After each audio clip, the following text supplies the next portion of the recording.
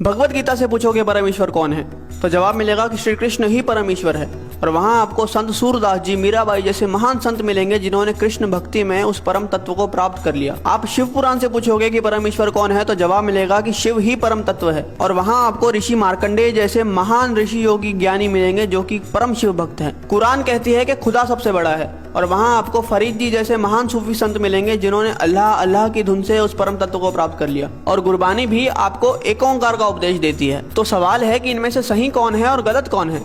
और जवाब है कि इनमें से सही तो सारे हैं, लेकिन गलत वो इंसान है जो इनमें से किसी एक पथ पे चलते हुए बाकियों का अनादर करता है, अपमान करता है। इसीलिए कबीर जी ने कहा था कि कबीरा कुआं एक है, यानी कि वो जो परमात्मा है वो एक विशाल कुएं की तरह है और पानी भरे अनेक, यानी कि हम और आप अलग अलग नामों से, अलग अलग स्वरूपों से उस भगवान को पुकारते हैं। लेकिन आगे कबीर जी कहते हैं कि भांडे ही में भेद है और पानी सब में एक। मतलब जो भांडा है यानी कि हम, भेद तो यहाँ पे है, क्योंकि आप इंसान को तो अलग कर सकते हो लेकिन भगवान को कभी बांटा नहीं जा सकता। अब प्याला चाहे सोने का हो या पीतल का, उसके अंदर जो पानी है वो तो अंत में प्यास ही बुझाएगा।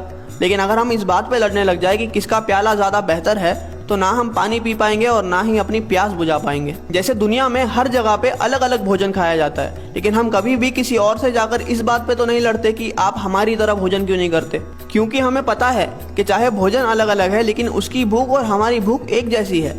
हो सकता है